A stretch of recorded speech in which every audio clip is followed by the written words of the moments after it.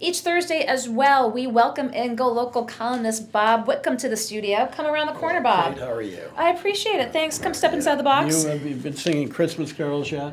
Not Apparently been. starting early to cheer people up. I think it's just going to depress people hearing them so long. It's November 9th. Yeah, It's still early yet. It's horrible. And, speaking of horrible, the situation that we're seeing right now unfold here in Rhode Island. With the police. With the shooting that took place on 95 It sounds today. totally chaotic, and apparently they killed the wrong person. Well, it looks like they were pursuing someone They were pursuing somebody who may have been the wrong person. And then a woman was critically injured.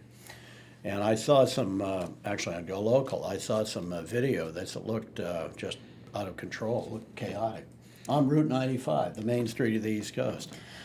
So, I don't what know. We're now? still collecting information about this. The question I have is, were there, for one thing, apparently the car was stolen. They were upset about that. A police car was stolen, so they got very angry about that. And as they would with like a gun being stolen. My question is, did this thing run out of control? From the video, it would suggest maybe it was out of control. Now, admittedly, the police officers have to make very, very fast decisions. But from the video, it looks rather chaotic. And what we're learning, it is two separate incidents. That's They right, were two looking incidents, for that's right. someone There who was stole a police stolen car cruiser. up on Route 146. But I think we need to learn a lot more about how this thing was coordinated in this time period, and why this happened where it did, right next to the Providence Place Mall on the main street. Schools were in lockdown. Schools were in lockdown. This is the main, heavy traffic, main street of the East Coast of the United States. So I think we need to know a lot more about how this thing was coordinated. I think that is true. One of the things that had transpired today was, again, very little information by law enforcement authorities on social media as it transpired. The Providence They may EMA not have known. They may have not to defend, but to explain. put some information out, but very little information. Right. We heard someone at the VA hospital said, we heard there were 13 people shot in the Providence Oh, I Place know, Mall. the rumors were going crazy. The rumors were They called little me to ask me about it. flying fast and furious. But let's go back. We're learning more information. If what we saw today, again, on this video on Go Local, were an individual or individuals who were simply evading police, not knowing what they were going to get into. Is this going to be could it have the potential to be a big legal headache for the state? I think it could be. It's too early to tell, but I think it could be. All we really have to go by so far is the appearance of a sort of chaotic situation. But I think we need obviously to know a lot more. We need to know about what coordination there was between state police and city police. It's troubling, to say the least. The kind of wild west appearance of it. Again, we should always remember that we're not right there, and you're dealing in a situation that often requires split-second decision making. But having said all that, a lot of police, a lot of shooting in a very public place.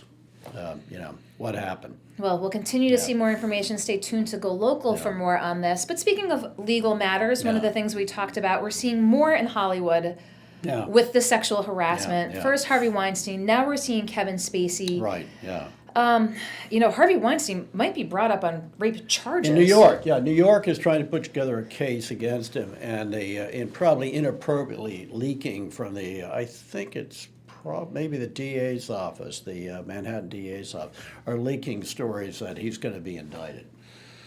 And now we see Kevin Spacey. Is this just a Hollywood, coming to light with what people have known for years? Yeah, I think so. I think, Kevin Spacey has been a star for a long time. Highly, highly respected actor. I think sort of a great actor in a bizarre way. Now it seems like in a perverse way.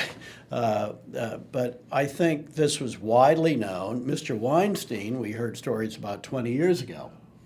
We know some people in Los Angeles connected to the movie and the TV business, and it was pretty commonly known. I didn't know anything about Kevin Spacey or what was going on that. By the way, today we also learned that Senator Roy Moore, the Republican candidate for U.S. Senate in Alabama, who got into a big fight with the Supremes about putting up the Ten Commandments, he's now being sort of accused of sexually molesting various teenage girls. many years ago when he was in his 30s. And so Majority Leader Mitch McConnell is suggesting that maybe he would like to go away. Does this happen only when people, again, come forward with their Yes. stories and name names? Yeah, that's There was right. a column in the Yeah. Globe about behaviors up at the Massachusetts State House. We know Right, what we've right. seen Yeah, here. which sounds a little like rumors Rhode Island. we've heard here. I worked at the State House in Beacon Hill many, many years ago, just a kid, but you'd hear stories. Do you have stories? Nobody ever molested me. One of the advantages of being unattractive is no one ever molests you. So it was great. Neither Bob- Kevin Spacey nor Harvey Weinstein has ever molested anyone in my household. Bob Whitcomb has always got something coming on in. You've always got stuff coming on for next week's column. Yeah, What are right. you planning on Well, writing about? you know, there's something kind of troubling. I saw the pitch, the governor's pitch for Amazon, and in it the wording was something like, if you move here, you'll have huge influence and power. If you move to Little Rhode you Island. a little I thought there was disconcerted kind by of- that? Yeah, I mean, you know, to get that deep in bed with one big company, I think is sort of anti-democratic. And, you know, it's always been my principle. I'd rather have 50 medium-sized or small companies than one gigantic one that can order everybody around. I think we should also remember a big company can come in and hire 50,000 people, then, you know, not that long later, it can fire them. Did you see the renderings, the latest I did. The round? renderings were hilarious because it would require the deconstruction of much of Smith Hill. Actually, much of downtown Providence. How the buildings would go where relatively new buildings are now. New buildings, some governmental Right, buildings. governmental buildings. I think Blue Cross Blue Shield, all these buildings be torn They down. said it was again Yeah. it's a but I mean- rendering. It's a but No, We saw the very, first ones. Very amateurish. Right, you could do a rendering that would take into consideration that the buildings are already there. It's not that hard to do. I see it done all the time. I have many friends who are architects. I'm even related to some architects. this I believe this is a very high-profile Harvard architect who Yeah, high end, big bucks. You know, I think he might have done it pro bono. It looked rather could have been.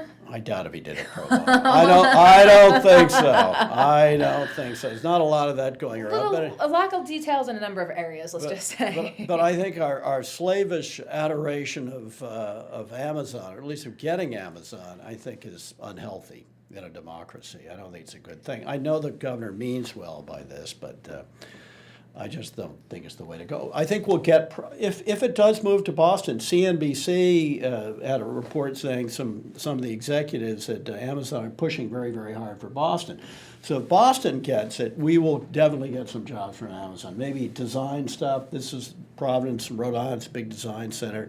That's possible. That would probably actually be the best deal for a place like Providence. The question about You know, spin-off stuff. But what about the housing? Go Local had written the piece, Yeah. and what happens to Yeah. the housing stock?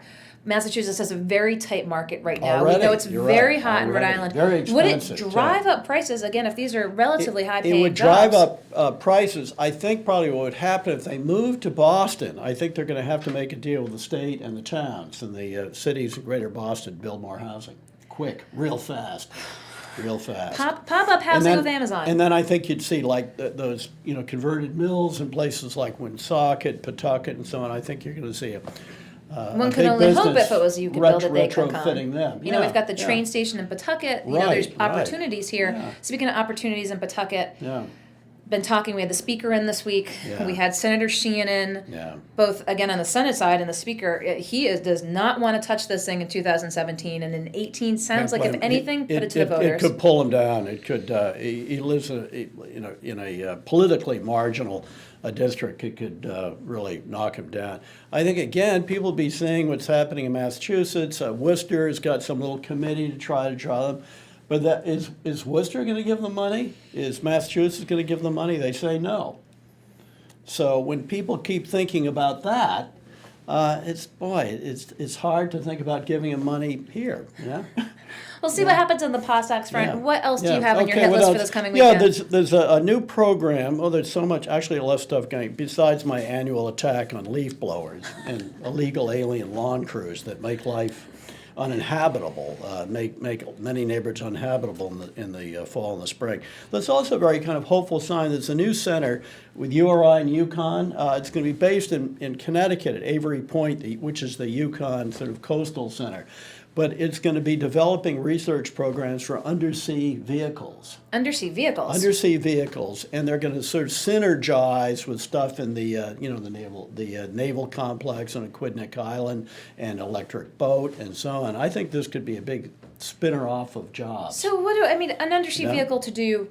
I don't know, to go for a walk. I don't know, go do your shopping, go down there and get some clams at the bottom, Go digging yourself. I mean, again, we always talk about this sort of comparative advantage. Aqua infrastructure that we have here. That's right. URI is a great industry leader Yeah. in a number of areas.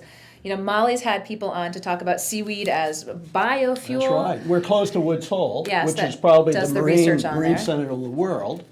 So this is great. I think this is going to spin off some jobs, maybe some companies. And seems to me this is where we should be going. Comparative advantage, high tech, high value added stuff, invention, innovation, capital formation. This is the direction to go in. And is that the last on your sheet here Of for this course weekend? not. No, of course not. What do you say? I go into, a very most entertaining thing about the tax bill in Washington is that the most protected sector, the sector that get the biggest benefits is commercial real estate. I don't know why. Commercial Dun, dun, real dun. estate. Why would that be? It's hilarious. It's sort of 0.1, 2, 3, 4, 5. Do we have? I mean, could this, obviously personally benefit? Yeah, I think Trumps- maybe. Yeah. It's also pass-through income. In a closely held company, they'd pay a much lower rate than they would pay as individuals or the corporate rate. So that would be nice to pass through. Well, we'll talk with Jennifer Lawless on Tuesday Yeah. about what's going on inside the Beltway. It was election day She's when we great. first caught up with her. Yeah, Yes, she yeah. gets that finger on the pulse of what's happening down there. But you've got the finger on the pulse of a lot of things around here. I appreciate your taking the time to come in. Well, this man is dead, or my watch had stopped. The old March line. Bob Whitcomb, thank you for coming in Okay, today. thank you, Kate. We'll see you next week. Happy I'll weekend. let you around the corner. Bob Whitcomb, Go Local columnist, as he does each Thursday, comes into the studio to talk not just about his most recent columns, what's to come, but current events as well.